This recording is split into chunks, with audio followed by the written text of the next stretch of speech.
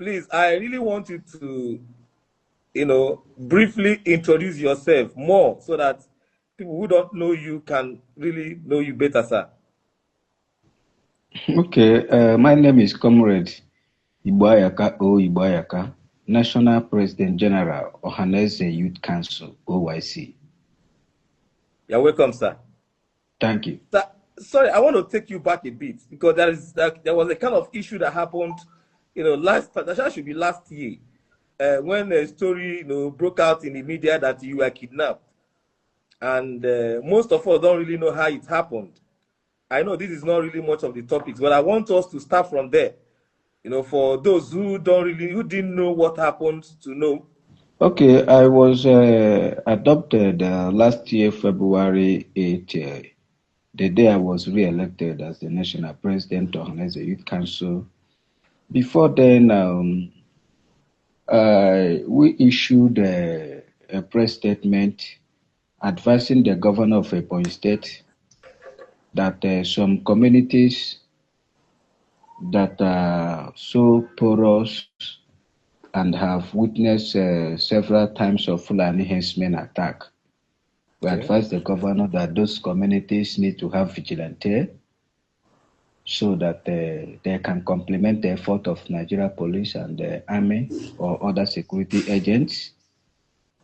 So after we advised the governor the need, we mentioned some communities that in the past have witnessed 2 or 3 times Fulani herdsmen attack in our statement, requesting for those communities to have vigilante. After our statement, barely 1 week, there was another attack in one of the communities where our people were killed, houses rest down. Then we issued another statement that the government lacked the capacity to protect the life and properties of Ebonians. That was the reason why I was adopted on that fateful day. I was taken to Ebonyi. The anti-kidnapping department of Ebonyi State Police Force adopted me. And when they started seeing some pressure from all well-meaning Igbos and even other of my coalition members, because I'm the Auditor General of Ethnic Nationality Youth Leaders of Nigeria. Okay. They also threatened the federal government that I must be released. Even DSS invited them in Abuja. So it was when the DSS tried to, find out what happened, they explained to them what happened. So DSS advised the people that adopted me that if they think that I committed any crime, they should take me to court than, keeping me. So that was, they took me on Saturday. Then on Wednesday, they took me to magistrate court that lacked jurisdiction to entertain my matter in all effort to ensure that I was reminded. They beat me mercilessly. They wounded me. Even I was in the hospital on that Wednesday when they told me they want to take me where I can find something to eat because I've not been eating. It was from my hospital bed. They took me direct to magistrate court. Even I was having the drip in my hand. The magistrate saw the drip in my hand. So that was how I was reminded, without giving me opportunity for lawyers, without giving me opportunity for, legal aid. And I was remanded at Abakaliki prison. I stayed there for 40 days until I filed a suit. Wow. On violation of the Human Fundamental Right at Federal High Court. It was the Federal High Court Abakaliki that granted me bail after I might have stayed 40 days in the prison. Thank you. This is serious. We didn't know that it was so serious like this. Yeah. So sorry about that, sir. So, sir, another thing is that, that the politics in Nigeria now is being heated up. And I can't see Igbos reacting to that. First of all, the issue of city boys that was launched some months ago in Southeast. Because I've been able to discuss with some people, and they say that why is it Southeast? They didn't launch City Boys in North. They didn't launch City Boys in Southwest. So I want to ask you, if you really know the agenda of City Boys in Southeast, what are their plans? I don't think they have plan because the campaign team or the campaign structure of Bola Tinubu, they lack the knowledge of the present realities in Igbo land. Okay. They don't know anything, because if they know anything, they won't be parading all these people that don't have electoral value in Igbo land, and they are talking about city boy. I want to tell you, there is no person that has electoral value in Igbo land that is talking about city boy. Okay. That is a simple truth. And it's very, very unfortunate that some people try to make caricature of the Igbos, saying that they are joining City Boys, joining Ambetana, Bola Tinubu, that they want to connect Ndi Igbo to the center. It's very, very funny. Let me remind you that the APC you are seeing today was formed by three legacy parties. CPC representing Buhari, ACN representing Tinubu, and the ANP and AN. No, not new PDP. I say three legacy party. Okay. Three legacy party. And the other party is ANPP that represents Ogbennayono. Okay. So when they start the formation in that 2013 to 2014 and every other thing, during the 2015, primary and convention, power was shared. CPC was given the slot of presidency, and Buhari took it. ACN was given the slot of vice president, and Tinubu took it. Okay. So Ogbennayono was told to calm down, that after 8 years, ANPP should also produce the president. Then, reaching that 2023, the ACN that took the slot of vice president came again and took the slot of president. That is why Ogbennayono cried at the convention, asking them, where is the justice? Where is the justice? So if somebody like Ogbennayono that have played national politics as a liberal leader and a figure and a personality, both in morality and integrity, could not connect Igbo to the center with APC, then you want a barman, a street fish roaster that will connect Igbo to the center. It's very, very funny. So that is why I'm warning Obi Cubana and the chief priest. They lack the capacity.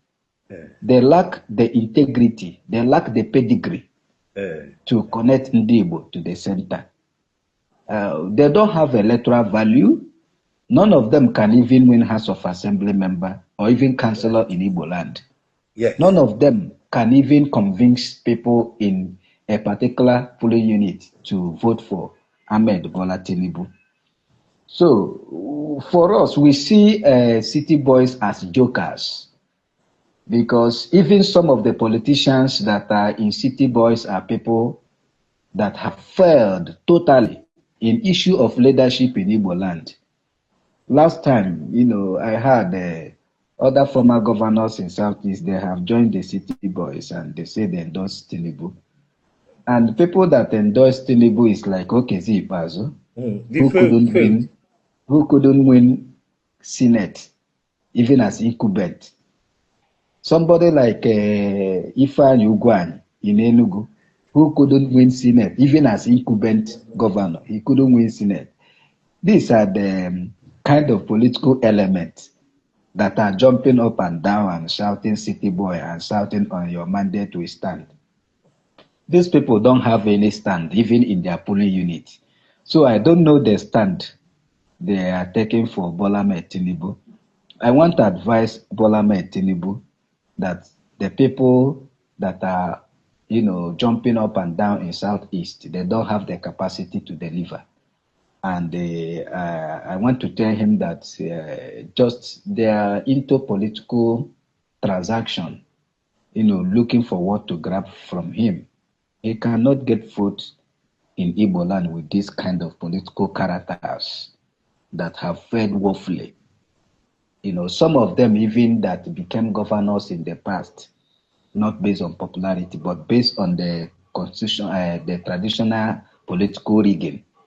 They found themselves and become governor. And even with that opportunity of becoming governor, they failed to deliver. Somebody like Okezi Ikpeazu cannot even point at anything he did in Abia or Ugwuanyi.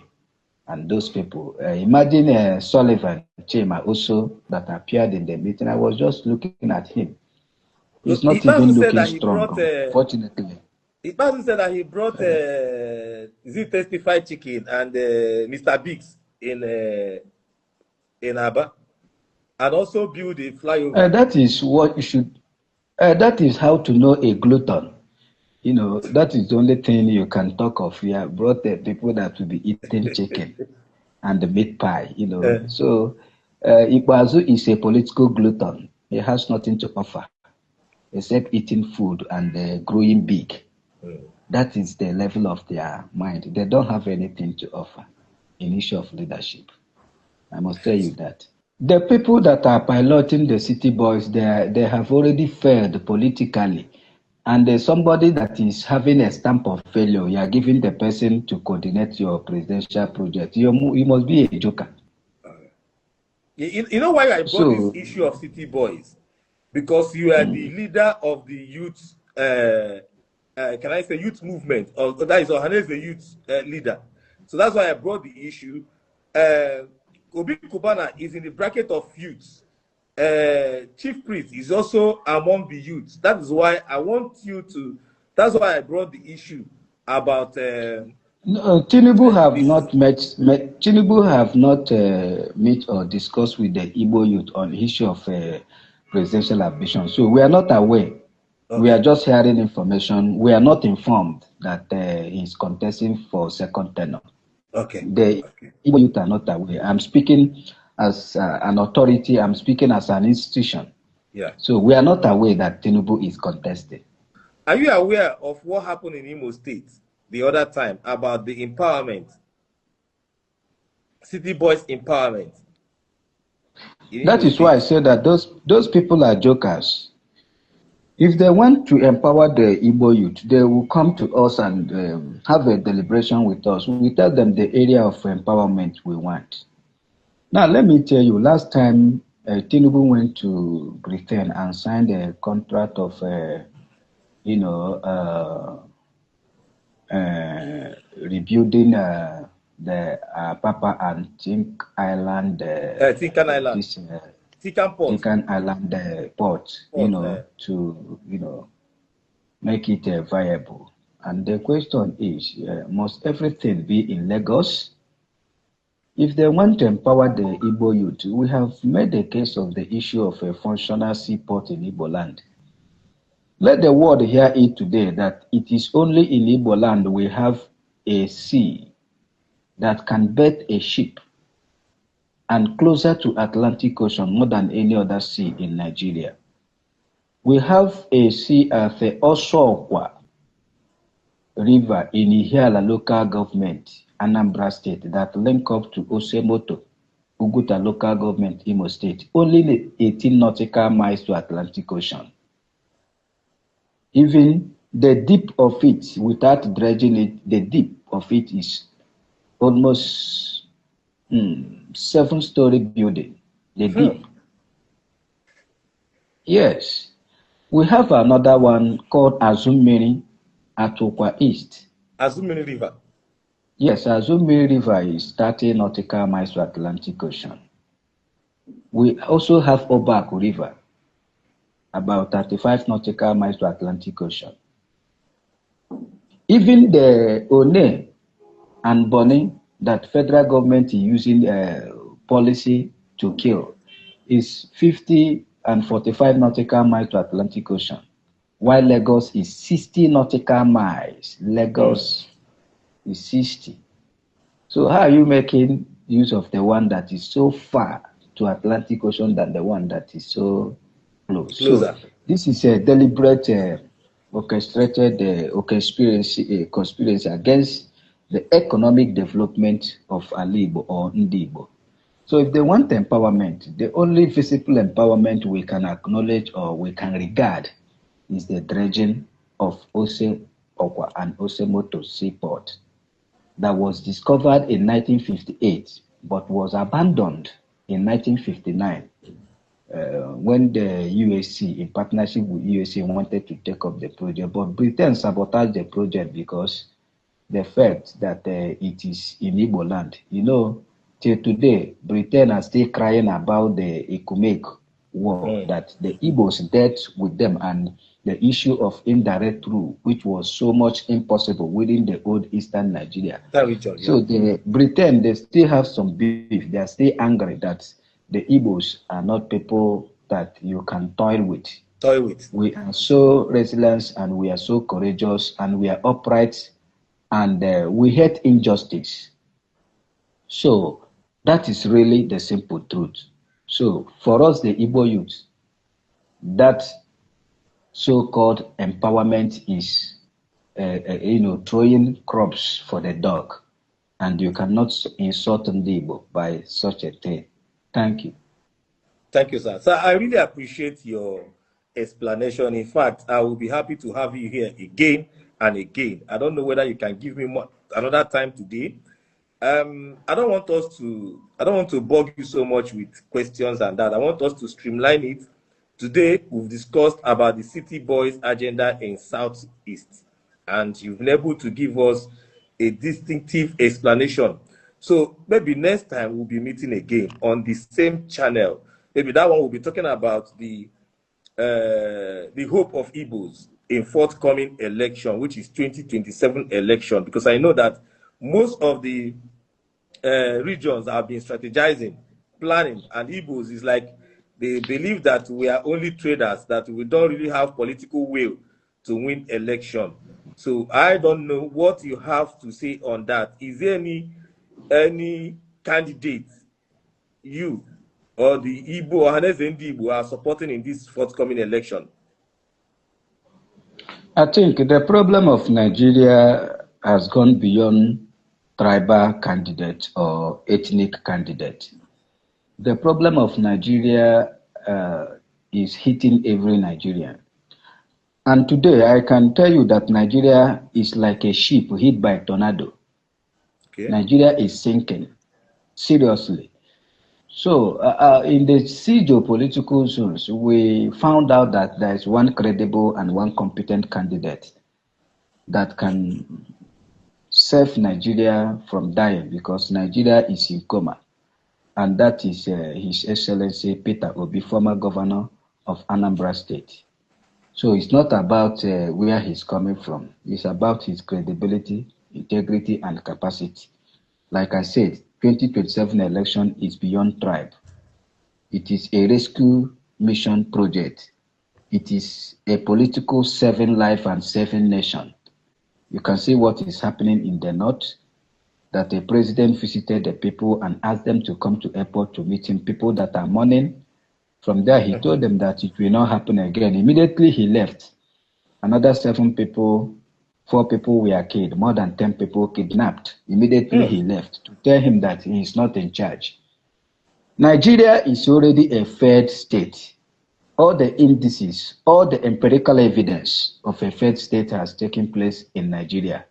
You know, last time we have a president, late President Buhari, that he asked him something, he said he doesn't know. You know, so Tinubu has no business with 2027 election. He said that he will give us light, electricity. That promise made is a promise kept.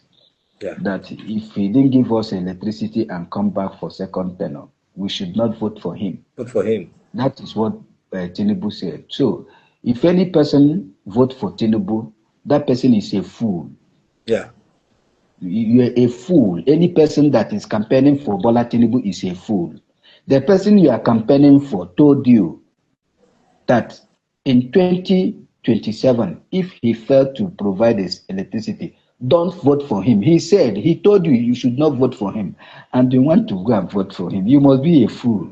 Yeah. That is a simple truth. You're welcome, Except sir. Bola Tinubu will do a magic from now till December, but I don't know the kind of magic he will do. But if we do a magic, we can start say, okay, let us reconsider. But at this moment now, at this time, I am talking to you. Today is 10th of April, 2026.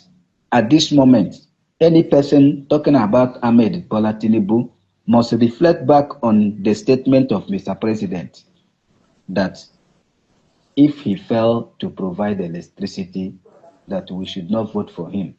So Tinubu is the example of a person campaigning against himself. Recently, we heard that they have installed solar lights at Asorok. That tells you that there is no hope. So if Asorok, the presidential villa, the seat of power of a country, is using solar and the lantern, they might even be using candle. When solar packed up. They can use candle. So, and you are hoping for electricity in your own house. Nigeria should wake up now. Nigeria should wake up. It's a signal. Tinubu have told Nigeria that electricity, I don't have the capacity to give you people electricity. And that is why he's using solar. And that is a simple truth. We must understand all these signals. Thank you. God bless you. Yeah, sir, please, quick one before we wrap it up. What is your advice to Igbo youths in terms of the city boys empowerment? What are you advising the Igbo youths now? What I'm advising them that anything they are bringing on table for empowerment, they should go and collect it because that is part of the national treasury cake. Okay. Go and get it and get your PVC. Like I said, there will be ballot revolution in 2027. Any person thinking to rig election must have a rethink. The 2027 general election is what I nicknamed Egusurugede. Okay, sir. Before you can rig, you must be able to ensure that you write your will. So it's not easy for your family before you are coming out to upturn. Both from INEC officials, PO, whomsoever that will participate or be part of ad hoc committee of INEC or a permanent worker of INEC that is planning to subvert the will of the people must first of all write his own or her own will. Yeah. Because 2027 election is eye for eye, tooth for tooth. That is 2027. So nobody can intimidate us. What we are asking for is a free and fair election. And if you feel that you have the capacity, that the people love you, throw it on the table. Let us have free and fair election and see your capacity. So the city boys and people who are talking about city or whatsoever should understand that the person they are campaigning for have already campaigned against himself in 2022 when Bola Tinubu made that statement. Then I'm using this opportunity to advise the Igbo youth. If you don't have your PVC, you are an enemy of yourself, enemy to your family, enemy to your community, and enemy to Ndi Igbo at large. That is a simple truth. Any person that tells you that vote doesn't count is lying. Ndị Igbo sị na oke anaghị eri ihe onye ma anya. Oke anaghị eri ihe onye ma anya. Nwatakịrị gbere igbe tie gị ihe na gị gbere igbe tigwara ya. This is an Igbo word. So, don't sound like a coward. That person that will rig your election don't have two heads. That person is also a human being. So that is why I said that any person thinking about rigging, except when the people say, Oga, Oya rig. But when the people say no rigging, you cannot. You cannot. That is the simple truth. And with the level of poverty, with the level of penury, with the level of hardship, unemployment, and hunger in the land today, the only thing we can do for ourselves is to define the future of Nigeria that day on the presidential election or other elections. Get your PVC. It is a weapon that can dislodge political oppressors and political saboteurs within a Igbo. Get your PVC. Go and get arm yourself. That is only weapon you can use without the federal government agency, police or army harassing you. So I'm telling the youth that are into crime, that are into violence or any form of violence to, disarm themselves from such acts and come out and arm themselves with PVC. Let us go into the dance of Surugede in 2027. Thank you. Thank you, sir. You're welcome, sir.